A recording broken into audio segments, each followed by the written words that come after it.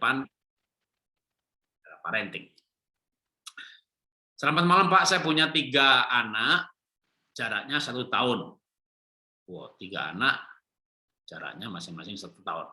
Yang paling besar kelas 2 SD, anaknya cepat nangkap, tapi suka curi-curi main game kalau ditinggal. Yang kedua, kalau diajarin ngerti, tapi suka nggak fokus. Pas kalau ditanya apa yang dipelajari, bingung. Tapi sebenarnya anaknya penurut. Yang ketiga, diajak belajar susah, banyak alasannya. Oke, parenting seperti apa yang harus diterapkan? Parenting itu sesuai keunikan anak. Maka saran saya, 3 anaknya assessment di tes. Kalau kelas 2 SD, masih SD, makanya yang bisa hanya sidik jari. Ya, kalau di atas 10 tahun, bisa tes temperamen dasar, foto karakter, DISC, MBTI, pilih yang mana. Kalau di bawah 6-7 tahun, bahkan di bawah 10 tahun, ya bisa sih ke psikolog untuk dianalisa. Tapi kalau saya di bawah 10 tahun lebih seneng kalau sidik jari itu pakai komputer ya, bukan sidik jari yang paranormal atau dukun ya. Jadi itu sidik jari sebagai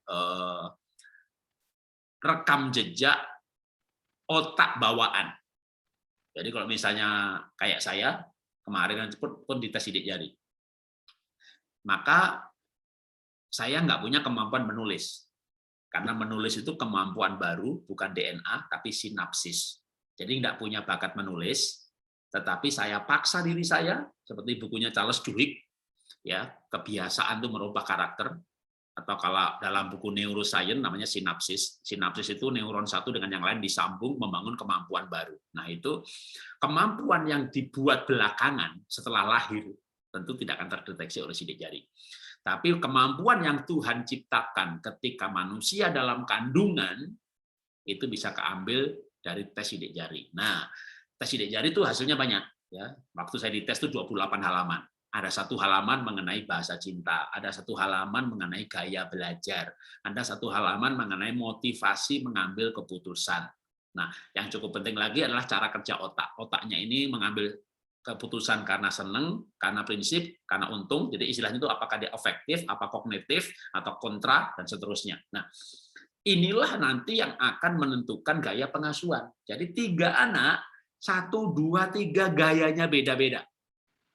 Kalau nomor 1 gayanya belajarnya auditory, maka suruh dia belajar kelompok, pergi ke rumah teman. Pandemi Pak, ya udah Bapak Ibu ngajak dia ngobrol diskusi. Kalau nomor 2 gaya belajarnya misalnya visual mata, maka suruh di kamar dia membaca.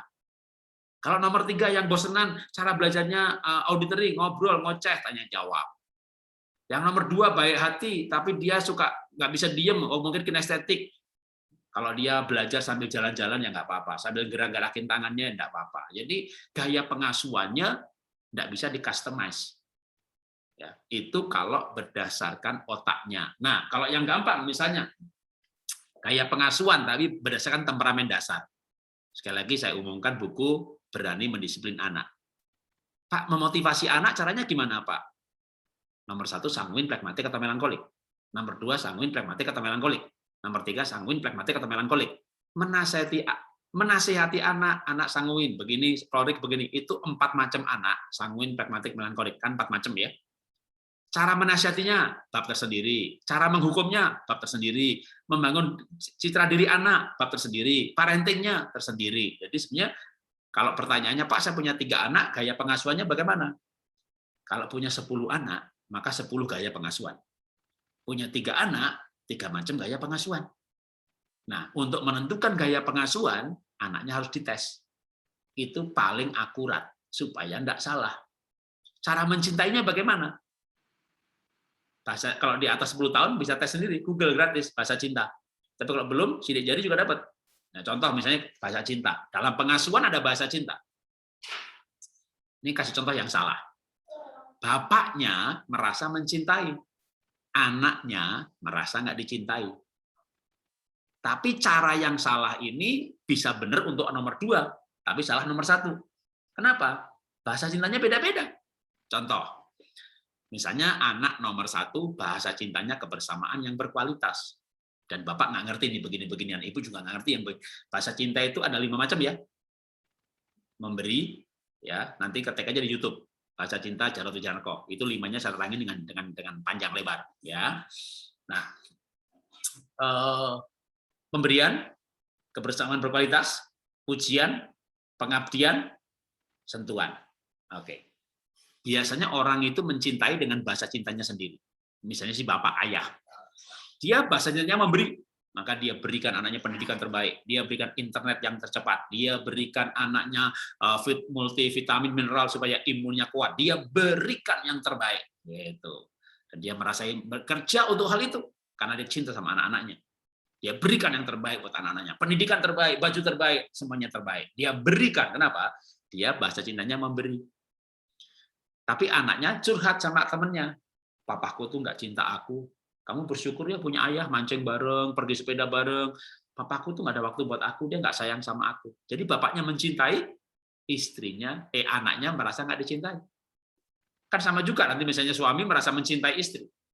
Dia berikan yang terbaik, dia berikan yang terbaik, tapi istrinya curhat sama sopirnya, aku nggak dicintai suami.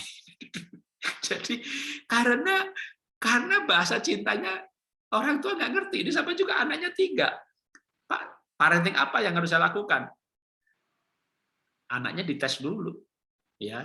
Jangan sampai nanti bapak ibu merasa mencintai, anaknya merasa nggak dicintai. Orang tuanya merasa mengasuh dengan benar karena nasihat mengasuhnya nggak sampai detail. Kalau saya punya ilmu, makanya kenapa buku nih tunjukin nih. Saya punya buku parenting ini sampai segini, ini semuanya buku tulisan saya mengenai parenting ini, ya. Jadi kalau satu buku butuh 10 sesi, 80 sesi nggak cukup. Tapi semuanya sudah saya upload ke YouTube. Kalau mau rajin dengerin satu-satu, ya. Tapi saya lihat di WA Group itu jarang yang lihat YouTube-nya, ya. Mungkin cuma baca tulisannya, gitu ya. Karena kalau saya post WA Group-nya ada 13. Masing-masing anggotanya sekitar 250. Kan berarti orang ikut WA Group saya itu ada 3.000. Lalu YouTube-nya di-post di situ. Yang lihat cuma 200. Jadi saya tahu banyak yang tidak melihat. Padahal caption itu hanya pengantar. Nah, makanya kalau memang mau jadi orang tua itu, ya kalau mau suka membaca, baca buku. Bapak Ibu gaya belajarnya visual mata, mungkin lebih senang baca buku. Tapi kalau yang senang lihat YouTube, ya maka nanti gaya belajar anak Jarod Wijanarko, pengasuhan Jarod Wijanarko. Nanti Bapak Ibu akan mendapat lebih lengkap. Bahkan kalau saya itu mengajarkan cara nasihati anak nyuruh belajar. Ini biasanya hubungannya dengan pandemi sekarang, ya, karena anak belajar di rumah. Jadi dampingi anak belajar di rumah, nyuruh anak belajar. Cara nyuruhnya aja beda-beda. Yang satu otaknya efektif, satu kognitif. Kalau pusing dengan kata-kata efektif kognitif, yang satu otaknya itu tipe seneng. Jadi anak ini kalau seneng, waduh, pergi temen, ngasih temennya juga bajunya, sabuknya, tasnya dikasih sama temennya. Kalau lagi seneng ini, waduh, belajar sampai lembur-lembur loh. Kalau lagi seneng, itu berarti otaknya tipe seneng. Tiba-tiba nggak mau belajar. Gara-gara guru yang menyenangkan diganti guru baru yang model rambutnya nyebelin. Gara-gara begitu nggak mau belajar, itu namanya anak tipe otaknya senang. Tapi ada anak yang nggak peduli gurunya ganti, karena dia secara prinsip, nah itu namanya anak otaknya prinsip. Ada anak yang otaknya logika. Kalau anak logikanya kuat, ibu nggak bisa. Anak mama kemarin ikut retret, waktu berdoa mama dapat penglihatan, kamu pakai baju dokter, kamu ngambil jurusan dokter ya. Itu anak bisa bilang, mama itu skizofrenia, sakit jiwa, nggak bisa membedakan kenyataan sama bayangan.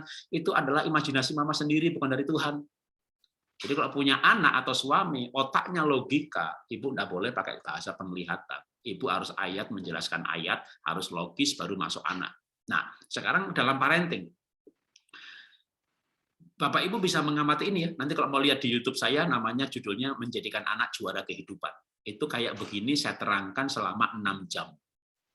Ya, jadi masuknya ke YouTube carinya Menjadikan Anak Juara Kehidupan. Itu ada 3 sesi, masing-masing 2 jam, jadi 6 jam. Nah, untuk anak yang tipenya senang, gimana nyuruh anak belajar matematika? Kalau anaknya 3, gimana cara mengasuhnya? Oke, mengasuhnya diperdetail lagi. Gimana nyuruh belajarnya? Nyuruh belajar apa? Diperdetail lagi, nyuruh belajar matematika. Oke, anak nomor 1 katakanlah tipe orangnya senang. Kalau senang, dia lakukan habis-habisan. Nak, belajar matematika itu menyenangkan. Apa menyenangkannya? Ya, kan dengan belajar matematika, ya kamu logikanya makin kuat. Padahal kamu orangnya suka main game. Nanti kan game kamu bisa lebih cepat karena tanpa sadar kamu terbantu oleh logika kamu, sehingga, nah itu misalnya anak mulai dapat, oh menyenangkan juga ya. Atau anaknya tipenya nih, selain senang kinestetik. Kinestetik itu orangnya banyak gerak. Gimana ngajari dia matematika? Umurnya bawah 6 tahun lagi. Udah, nak, belajar matematika menyenangkan, nak. Kamu lompat, papa hitung. Ya, 3 kali 2 berapa? Oke, lompat ya. 1, 2, 3. Nah, itu namanya 3 kali 1. Lompat lagi ya. 1, 2, 3. Itu namanya 3 kali 2. Jadi berapa? 6. Wah, itu anak kinestetik, kreatif, belajar matematika menyenangkan. Seperti itu. Tapi kalau otaknya dia kreatifnya di atas 16, gitu ya, jangan-jangan dia berlogika terbalik. Oke, Pak, sekarang belajar matematikanya diganti, Pak. Papa yang lompat, aku yang menghitung ya, gitu ya. Pak, 17 kali 3 berapa, Pak? Oke, lompat 17 kali, Pak. itu nanti anak belajar matematika, bapaknya kurus gitu ya. Tapi itu anak tipenya beda-beda. Cara ngasuhnya beda-beda lagi. Nah, kalau anaknya tipe untung, nak, belajar matematika itu menguntungkan loh. Kamu belajar matematika, itu fondasi sebenarnya. Ilmu ini banyak, tapi matematika itu fondasinya, karena itu membuat logika kamu bagus. Nanti kamu belajar elektronika, mesin, dagang, ekonomi, itu fondasinya logika. Jadi belajar matematika itu untungnya banyak. Belum lagi kamu laki-laki. Kamu belajar matematika, nanti kamu mudah mengambil keputusan dengan tepat. Itu wanita tuh banyak suka seperti itu loh. Kamu banyak disukai. Itu dia boleh melihat untungnya banyak. Dia belajar. Jadi kepada 3 anak sama-sama nyuruh belajar matematika, kalimatnya itu pakai kata suka, senang, untung atau prinsip itu beda-beda. Nah makanya kalau saya ditanya, Pak, gimana cara gaya pengasuhan anak yang paling benar? Kan ada psikolog yang mengajarkan gaya pengasuhan demokratis, gaya pengasuhan ini, yang ini salah, yang ini benar. Tunggu. Benar untuk siapa, salah untuk siapa? Kalau saya mengajarkan parenting itu gayanya berdasarkan keunikan anak. Punya anak 10, maka 10 gaya parenting. Dan anaknya di assessment dulu. Kalau nggak di assessment bisa nggak? Bisa. Tapi Bapak Ibu belajar teorinya supaya bisa mengamati anak berdasarkan teori. Oh, nomor 1, gaya belajarnya auditory, visual, apa kinestetik ya? Pak amati. Oh, nomor 1 kinestetik, nomor 2 ini bisa. Nggak usah tes, bisa. Jadi nggak usah bayar. Tapi Bapak Ibunya harus belajar. Ya, dengan demikian pengasuhannya tepat, gayanya tepat. Ya, tapi kalau nggak mau repot-repot ngamati, ya dites aja. Ya, anak saya dulu waktu anak saya 3 juga. Anak saya 3, waktu mereka 6 tahun, 3-3-nya tes sidik jari. Tahun 98, tahun 2000, di Indonesia itu masih langka tes sidik jari. Harganya masih 3 jutaan. Sekarang cuma 1 juta. Dan waktu itu masih pro dan kontra. Itu kan klinik, itu kan begitu. Yang penting saya sebagai orang tua bisa tahu persis anak saya motivasinya bagaimana, gaya bahasanya bagaimana, bahasa cintanya bagaimana, gaya belajarnya apa, nyuruh belajarnya bagaimana. 3 anak, 3 cara. Ya, sehingga akhirnya anak saya walaupun ada masalah, singkat cerita, beasiswa semuanya, IQ nggak tinggi-tinggi banget, di bawah 120, tapi gaya pengasuhannya tepat. Nah, gaya pengasuhan yang tepat itu kalau 3 anak, 3 gaya. Ya, nanti belajar lebih lanjut ya, masuk YouTube, gaya pengasuhan Jarod Wijenarko. Nanti 3 gaya, 4 gaya, ya terutama kalau dengan gaya belajar, pengasuhan dihubungkan dengan gaya belajar. Ada 3 ya cuma. Tapi kalau gaya pengasuhan dihubungkan dengan kinerja otak, ada 5 macam. Gaya pengasuhan dihubungkan dengan temperamen dasar, ada 4 macam. Gitu ya, itu semuanya ada. Ya, masuk di YouTube, nanti dipelajari lebih lanjut. Ya, kan ini saya ngomong paling 10 menit. Kalau di YouTube, mengasuh anak berdasarkan cara kerja otak, 2 jam. Mengasuh anak berdasarkan keunikan tahunnya, 2 jam. Mengasuh anak berdasarkan temen dasarnya 2 jam gitu ya. Jadi itu lebih detail. Atau sekali lagi baca buku saya ya, itu bisa beli online Zaman sekarang ini zaman online semuanya ada, bahkan yang di Amerika bisa beli e-booknya, download ya murah, cuma $2 kalau dari Amerika. Indonesia 25.000 e-book ya, di download bisa dibaca di mana saja. Oke.